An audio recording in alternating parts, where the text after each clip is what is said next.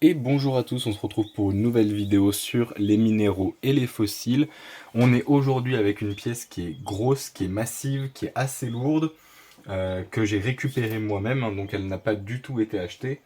Euh, on est sur un truc qui doit bien avoisiner, à mon avis, les 5-8 kilos sans trop de problèmes. Qu'est-ce que je vous présente exactement? Alors là, comme ça, on pourrait se dire que c'est un espèce de gros galet ou quelque chose comme ça, mais on est en fait sur un fossile. Ce fossile vient du sud, vient de la région PACA. Je vous aurais bien donné l'endroit, mais je vais pas vous le donner pour une raison simple. C'est que avant l'accès il était totalement autorisé, on pouvait ramasser ce qu'on voulait, etc.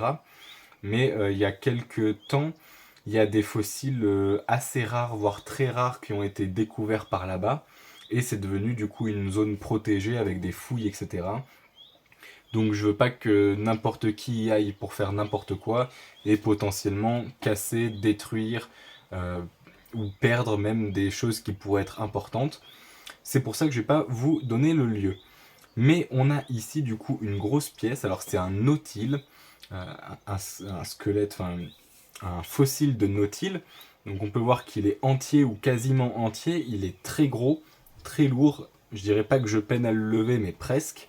Et qu'est-ce qui est intéressant avec ce nautile? Parce que, hormis la taille et le fait qu'on en trouve rarement des très gros en bon état, alors là déjà on peut voir qu'il est grandement fissuré au centre, enfin au centre, disons à un tiers, ce qui est un problème, hein, ça le rend bien plus fragile.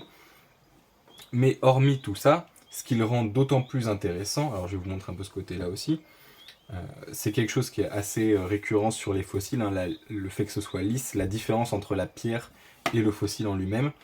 Ce qui va venir être intéressant, c'est cette partie-là, c'est-à-dire que en se fossilisant, le nautile qui s'est du coup vidé, puisque tout simplement l'intérieur s'est fait décomposer par d'autres organismes vivants, euh, hop, s'est transformé en géode. Donc on a ici une géode, alors là comme ça au premier abord, je dirais que c'est du quartz ou de la calcite, hein, quelque chose comme ça. Mais encore une fois, les minéraux, c'est pas mon point fort, hein. Je me fais aider par d'autres personnes pour tout ce qui est identification, etc. Donc là, je pense que c'est quartz ou calcite. Je m'y connais pas forcément assez pour ça. Et du coup, ce qui est intéressant, c'est qu'on peut voir que la poche est assez grande. Je sais pas si on va pouvoir faire quelque chose pour montrer l'intérieur. Mais la poche est assez grande et en fait elle va assez profondément à l'intérieur du nautile avec des beaux cristaux qui sont encore en état. Donc ça nous donne au final une grosse pièce, un gros nautile entier ou presque, ce qui est déjà assez rare avec une belle géode à l'intérieur, ce qui est d'autant moins commun. Hop. Et c'est pour ça que je voulais vous présenter cette pièce. Je pense qu'on a globalement fait le tour. Je vous présenterai probablement d'autres nautiles à l'avenir sur la chaîne. Mais pour celui-ci, c'est fait. Je vous dis merci à tous et bonne journée.